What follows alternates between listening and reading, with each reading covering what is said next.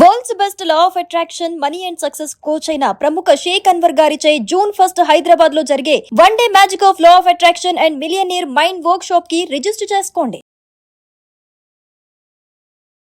Welcome to Suman TV. నేను మీ Suman TV Naik. భయ్యా సన్నీ యాదవ్ ప్రస్తుతం అయితే అరెస్ట్ చేశారు అనేటువంటి విషయం అయితే బయటకు వస్తుంది.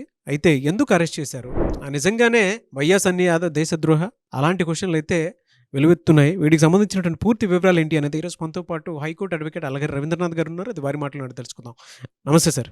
నమస్తే అండి నాగరాజ్ గారు. భయ్యా సన్నీ యాదవ్ ఇతనిపై కొన్ని ఆరోపణలు అయితే వస్తూ ఉన్నాయండి, అండ్ అరెస్ట్ చేసినట్లుగా అయితే తెలుస్తూ ఉంది. ఏం జరిగింది, వీటికి సంబంధించినటువంటి పూర్తి వివరాలు ఏంటి?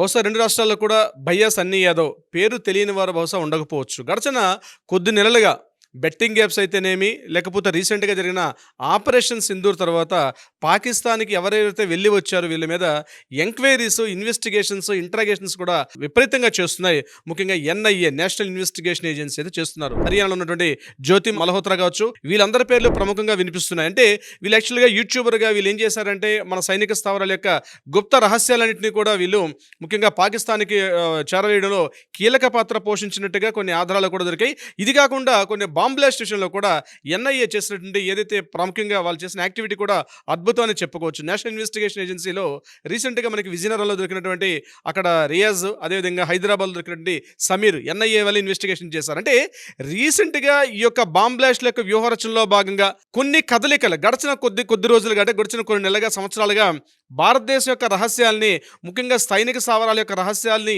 వీళ్ళు ఇతర దేశాలకి వీళ్ళు అందజేశారని చెప్పి అందులో ఎంక్వైరీ చేస్తున్న భాగంలో భయ్యా సన్నీ యాదవ్ పాత్ర కూడా ఉంది అన్నట్టుగా కూడా కొంత ఊహాగానాలు అయితే రావడం జరిగింది. కేవలం బెట్టింగ్ యాప్స్ మీద మాత్రమే సన్నీ యాదవ్ కాదు, ముఖ్యంగా ఇటువంటి సైనిక స్థావరాలకి, అంటే అతను పాకిస్తాన్ వెళ్ళడం, తన బైక్ తీసుకొని ఇక్కడ నుంచి తన పాకిస్తాన్ వెళ్ళడం కూడా కొంత చర్చనీయాంశమైంది. అంటే బంగ్లాదేశ్కి వెళ్ళాడు, అదేవిధంగా అక్కడ నుంచి ఆయన పాకిస్తాన్ మీదుగా ఆఫ్ఘన్ టచ్ చేసుకుంటూ వేరే దేశాలకు వెళ్ళడం కూడా తెలిసింది. అయితే ఆయన భారతదేశంలో లేనప్పుడు ఈయనకి సూర్యాపేట దగ్గర నూతనకల్ అనే ఊరి దగ్గర ఈయన మీద ఒక కానిస్టేబుల్ ఎఫ్ఐఆర్ కూడా నమోదు చేశారు. అది బెట్టింగ్ యాప్స్ సంబంధించి.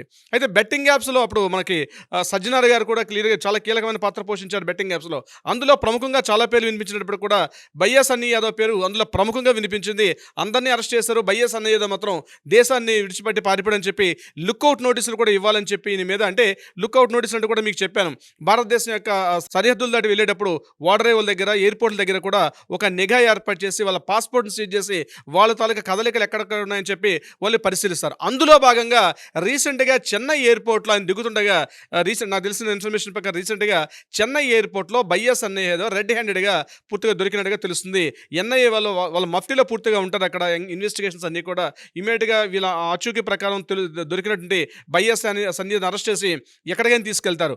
మామూలుగా మనం కోర్టులు చట్టాలు మాట్లాడుకునేటప్పుడు ఏ కోర్టులో ఉన్నారు, ఎక్కడ వీరికి 24/7 హేబియస్ కార్పస్ రిట్ కాబట్టి ఏ పోలీస్ స్టేషన్లో ఎంక్వైరీ చేస్తారు, ఇలాంటివన్నీ సాధారణ ప్రజానీకానికి ఉంటే తప్పించి ముఖ్యంగా భారతదేశ కీలకమైన రహస్యాలని వేరే చోటుకి చేరవేసే చోట టెర్రరిస్టుల యొక్క ముఠాలు, ముఖ్యంగా ఈ యొక్క ఐఎస్ఎస్ టెర్రరిస్టులు కావచ్చు, లేకపోతే ఈ బిన్ లాడెన్స్ తాలూకా సహచరులు ఉంటుంది, మనం అనుకున్నప్పుడు ఈ జిహాదీ ముస్లిమ్స్, ఇట్లాంటి వీళ్ళందరినీ కూడా వీళ్ళకి మానవ హక్కుల ఉల్లంఘన ఇలాంటివన్నీ మాట్లాడుకోవడానికి కుదరదు. అటువంటి జాబితాలో ఈయన అరెస్ట్ చేసినట్టుగా తెలిసిందని తప్పించి ఈయన అరెస్ట్ ఎక్కడ పెట్టారు, ఏ మూల ఈయనకి ఎంక్వైరీ చేస్తున్నారు, ఇన్వెస్టిగేషన్స్ ఎక్కడ అవుతున్నాయి, ఇంట్రాగేషన్స్ ఎక్కడ జరుగుతున్నాయని చెప్పి అది బయటకు తెలియపరిచే అవకాశం ఉండదు. మన మీడియాలో కూడా ఎక్కువగా మాట్లాడుకోవడం కూడా కొంత రిస్క్తో కూడుకున్నట్టుగా ఉంటుంది దీని మీద. బహుశా ఎందుకంటే కామన్ పోలీసులు ఏం చేస్తారంటే ఏ స్టేషన్ ఉందండి ఇమ్మీడియట్గా 24 అవర్స్ తెలియాలి. కానీ భారతదేశం యొక్క అంతర్గత రక్షణ వ్యవహారాలు వీళ్ళు బైకుల మీద జర్నీలు చేసుకుంటూ కొన్ని కీలకమైన స్థావరాల్లో అక్కడ ఫోటోలు తీసుకుంటూ నేను పలానా చోట ఉన్నాను, నేను పలానా చోట అని చెప్పి ఒక ట్రావెల్ లాగా ఒక ఇన్వెస్టిగేషన్ ఇచ్చే ప్రయత్నంలో భాగంగా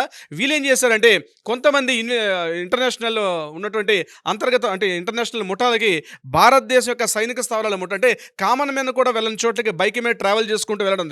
అంటే ట్రావెలింగ్ హ్యాబీగా చాలా చేయడం వేరు, కానీ ఆ ట్రావెలాగ్ పేరుతోటి వీళ్ళు ఏంటంటే రహస్య సైనిక స్థావరాల్ని వీళ్ళు వీడియోల ద్వారా క్యాప్చర్ చేసుకుంటూ వీటిని పక్క దేశాలకు అమ్మారు అన్నటువంటి ఈయన మీద ఒక అభియోగం కూడా ఉంది. ఆ అభియోగానికి గాను ఎన్ఐఏ వాళ్ళు చాలామంది దర్యాప్తు చేస్తున్నారు.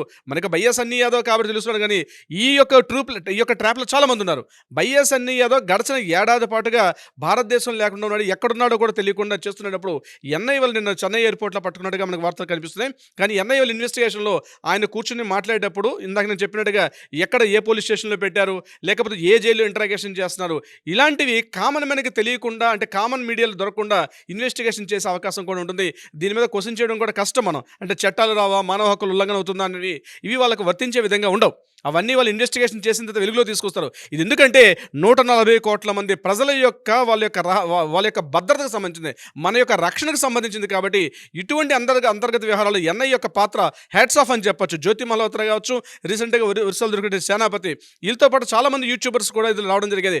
తీగలాగితే డొంకంత దొరికినట్టుగా ఒక లింక్ కుదిరితే వేరే ఎక్కడెక్కడెక్కడో లింకులు దొరకడం అనేది. ఎక్కడో కాకపోతే విజయనగరం లాంటి ఒక మారుమూల ఒక జిల్లాలో, అంటే మనం చెప్పాలని ఉత్తరాంధ్ర అంటే లోపల అనుకుంటాం, అటువంటి జిల్లాల్లో ఒక ముఖ్యంగా ఒక ఉగ్రవాద కార్యకలాపాలు చేస్తూ బాంబ్ బ్లాస్ట్కి పక్కాగా ప్లాన్ చేసినటువంటి వ్యక్తుల్ని రెడ్ హ్యాండ్గా పట్టుకున్నారు. ఆ రోజు పట్టుకోకపోతే ఎంత పెద్ద విస్ఫోటనం జరిగిందో మనకు కూడా తెలుసు. బహుశా సన్నీ యాదవ్ మీద కూడా ఎన్ఐ ఇన్వెస్టిగేషన్లో ఇలాంటి కీలకమైనటువంటి ఒక ఆరోపణలు అయితే భయంకరంగా ఉన్నట్టుగా కనిపిస్తుంది. ఆయన అరెస్ట్ చేశారు, తీసుకెళ్లే బహుశా ఇన్వెస్టిగేషన్ చేస్తారు.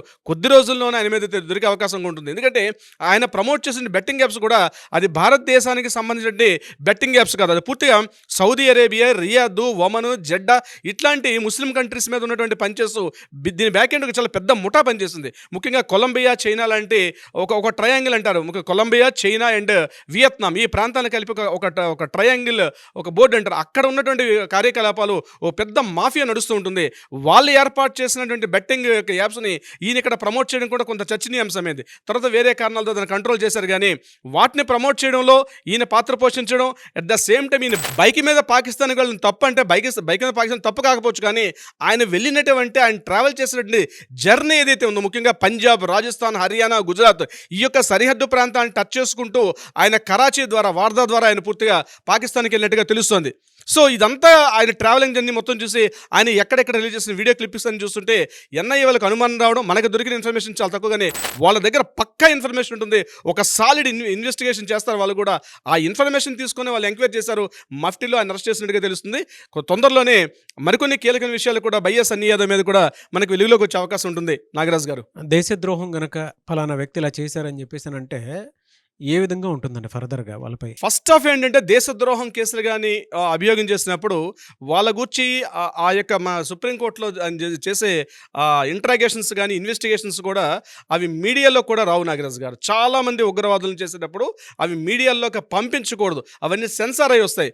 ఇన్ఫర్మేషన్ బ్రాడ్కాస్టింగ్ అని మనకు ఒక శాఖ ఉంటుంది. ఆ ఇన్ఫర్మేషన్ బ్రాడ్కాస్టింగ్ శాఖలో పీటీఐ ద్వారా వీటిని పూర్తిగా ఈ టెలికాస్ట్ చేయడం కానీ, లేకపోతే ఆ న్యూస్ను బయటకు వెళ్ళడం కూడా అంతర్గత భద్రతా వ్యవహారాల వల్ల వీళ్ళ ఇన్ఫర్మేషన్ కూడా మనకు బయట దొరికే అవకాశం కూడా ఉండదు. బయట ఊహాగానాలు తప్పించి నిజంగా దొరకడం, దేశద్రోహం ఒకసారి నమోదైతే మాత్రం తీవ్రమైన శిక్షలు ఉంటాయి. అవి చాలా కఠినంగా ఉండే అవకాశాలు కూడా ఉంటాయి. Nagaraju garu, anyways thank you అండి. Thank you so much Ravindranath garu. ఏదే ఉన్నా సరే ఇటువంటి ఫర్దర్గా జరగకుండా ఉండాలనే కోరుకోవాలి మనం, దేశ భద్రత కోసం అని చెప్పి ఈ ట్రాప్స్లో పడే వాళ్ళకి ఒకటే ఉంటుంది, ఆకాశానికి నిచ్చిలడం కరెక్టే కానీ ఆ నిచ్చిన వేసిన ఆకాశానికి పైన శూన్యం ఉంటుందని తెలుసుకోకపోవడం వీళ్ళు చేసిన అవివేకం అండి. నాగరాజు గారు, సుమన్ టీవీలో మీ పర్సనల్ అండ్ బిజినెస్ ప్రమోషన్స్ కోసం కింది నెంబర్కి కాంటాక్ట్ చేయండి.